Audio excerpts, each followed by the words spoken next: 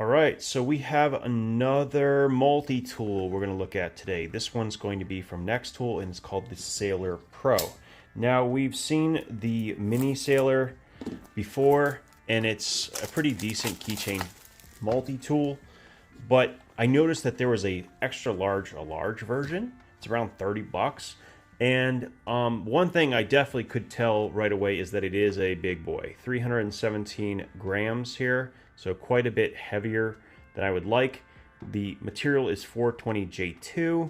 That's also not ideal if I was going to pick, but still, I wanted to see what the tool set was offering, and there was a couple of things I saw in other reviews that were worth like just checking out myself. And at this point, I might as well, because I've looked at pretty much every other multi-tool under that $50 price point, and you know, it's worth having them in the collection. So here we go. Actually, it's not as heavy as I originally expected. Hold on a second. Maybe that was with the sheath or something. So it's actually, wait, it's 8.6. 8.6. So it's the same weight as the Wave, actually. Okay, that's not what I thought it was. What are they measuring? This says 245 grams. 317 is not right. I mean, don't get me wrong, it's not right in the correct, you know, thing. It's definitely the way I would want it to be, which is lighter than that. So that is a really good thing. All right, well, with that context, that kind of changes the way I feel a little bit. So same weight as the Leatherman Wave. You know what, we're going to do it a little differently. We're going to go to the inside first. You know, I kind of like these. They remind me a lot of the Leatherman, I'm sorry, not the Leatherman, the SOG plier shape, a little bit more tapered, a lot more gripping edge. I don't know, that's not proper. But you can see there's just this part of the teeth is longer than you will see in most multi-tools. It's a lot shorter, and usually this section, which is for gripping nuts and so on, is usually a little bit bigger, but they're clearly prioritizing this front section a little bit more. Non-replaceable cutters here, but I don't mind that they do it this way. When you have softer steels, you know, putting something that is a hard steel inside to allow it to have proper cutting capability, that's fine. Once again, we're talking about a $30 multi-tool, and it is spring-loaded. So, okay, I'm with that when there's no play. There's, like, no play. Squeezing really hard. Let's see if it locks up. Does not lock up. That's a good sign. That's one thing that I've been good about checking nowadays, because sometimes that happens with multi-tools when you least expect it, and then the tool doesn't work anymore. All right, so let's see what we got. Holy moly. Hold on a second. Is there... Okay, unlock. Do I have to press that down to unlock it? Hold on. I shouldn't have to do that, right? Oh, no, I do. That's weird. Is that true over here? Oh, that is weird. Okay, I don't like that at all. Needing to actually... I mean, it's clearly a two-handed tool, all right? So this is 100% a German legal tool, okay? Because it is absolutely two-handed. It would be very difficult to open it up one-handed consistently. You have 420J2 stainless hollow ground blade. Does not feel very sharp. All right, well, that's something. Now, there's a bunch of other tools here. Are they going to be as difficult to pull out? They are. That is so strange. I cannot open that thing unless I unlock it. Can I just leave it unlocked? That is so weird. I mean, I like that they put the reamer all with the bottle opener and made it extra long. That actually works, makes sense in this case. It's not particularly sharp, but that's an easy thing to fix. I love this edge, it's very sharp. So nice shape. It'll work fine for this purpose. I'm still just... The whole double locking thing is so strange. This is 100% two-handed tool. All right, so we have our flathead I like the thickness on this, for sure. Yeah, it feels pretty solid. I mean, for a $30 tool is what I'm looking for, is it not to fall apart on me. All right, once again, that's going to be so weird to have to always unlock it. Let's try the scissor. It's usually the one that's really easy to test. I always use survivor cord.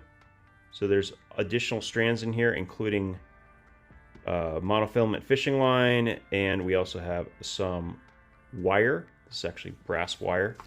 So it's a pretty good cutting task. Oh, wow. Oh, wow. That's actually really good.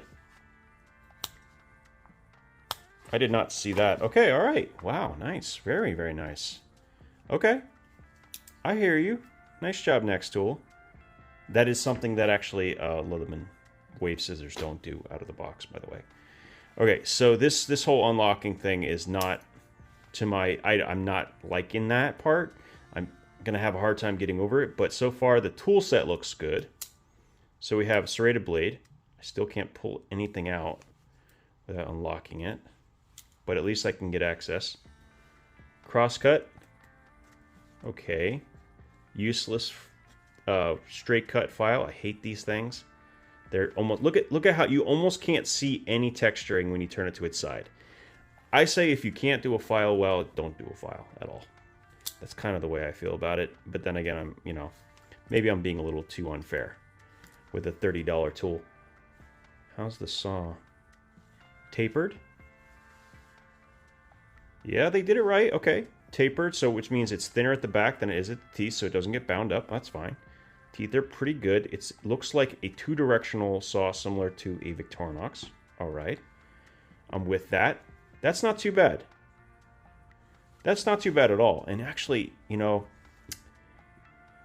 really nice ergonomics. That's really good in that regard. Okay, now, this is actually really cool. I saw this reviewed, and this is actually one of the tools that I think really made me want to buy it. That's a full three-dimensional Phillips. Now, I need to do a gauntlet testing with all of the budget multi-tools to see how well they've heat-treated these things, whether they're going to bend or flex or just get destroyed, whether they're overheated. But this is actually really quite stout. Let's see. Hold on one second.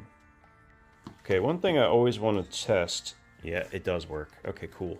So, it is a dimension that will allow you to use the Leatherman rebar bit exchanger.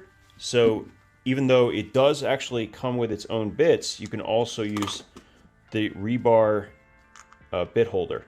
These are a little bit difficult to find, and they're pretty expensive. In fact, this kit, I think, right now is more expensive than this entire tool kit.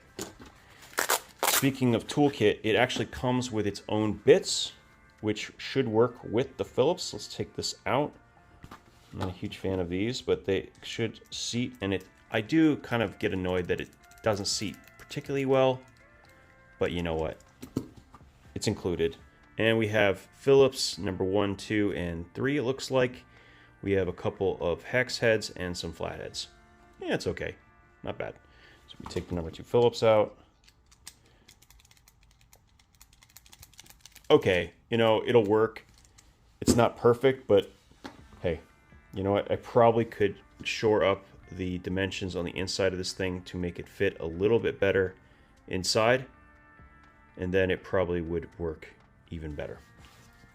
The fact that it comes with it is great, and it comes with a sheath, which is also appreciated. I am surprised about the weight, so I think the big surprise here for me are two things. Number one, the double lock is stupid, okay? If I can't deploy it without having to use it two-handed, it kind of feels silly to me. And is maybe just not what I'm used to. For some people, maybe they will like that extra security. I don't know. A couple things what I will say is that no matter what tool I'm using with this, everything feels very, very ergonomic because there's no pocket clips. So only if I pull out a blade here. Everything's really nicely rounded and fairly comfortable in hand. I don't know how long these things are going to actually hold up because, it is 420J2, which is a pretty soft steel. It's not even a 5CR, so you're going to have to keep that in mind. But it is like the tool set itself is fine. I mean, the scissors, as you saw, were very, very good. I especially like the feel. That feels really nice for the pliers. There's no issue with pinch because all of the implements on the opposite side, the way it should be. It is spring-loaded. You know what? It's okay. I think had this not had the double lock, is what I'm going to call it, I think I would have liked it a lot more. I need, at this point, to take all of these budget tools and put them against a set of tasks that would likely see where the failure points are. I think it would be a worthy video. Let me know. Should I do that? And if you were going to have a gauntlet style video with all of these tools, what tasks could we do that would not necessarily break them? They would be real tasks that you would actually have to do with a multi-tool, okay? But they would kind of be at the top end of that spectrum, you know, like putting a number 2 screw into treated wood. I think that would be a pretty good test of the Phillips, for instance. I think we could definitely test some of the other components against different types of wood, but let me know down in the comments, what kinds of tasks would you want to see? So far, not bad. I think the problem with Nextool has always been, and I hope they will hear this, please, please, for the love of Mike, upgrade these steel materials. 3CR, 2CR, 420J2, they're all pretty much soft garbage steels that should be upgraded, right? I don't know if you just don't want to compete or what, but most of the time the actual design aspects are done very, very well. This is another example of it. It's mostly a matter of materials in this case, and there's something weird about this. I'm not a huge fan of the fact that it locks closed in addition to everything else. That is just a matter of changing the tang, by the way. That is a simple fix on each of these implements that I could theoretically, I mean, I barely have to touch that, I guess. I mean, for these, it's not the end of the world, but it doesn't need to have that secondary lock. I don't think so. Not a bad offering, though. Not a bad offering. And completely wrong about the weight. I'm kind of glad I did this because 317 grams and 245. That's a big jump. That's a big jump up. So this is actually the same weight as a Leatherman Wave, to give you an idea. Tool set, pretty decent. Spring-loaded pliers, if that's your preference. And it's kind of one of those tools where you can take it somewhere. If something gets stolen or lost, you're not going to cry about it, right? And it has that bit kit, so you can load this up with the bits you want, right? You don't have to go and invest into every piece of the puzzle to make this thing work. Might not be a bad glove box tool, right?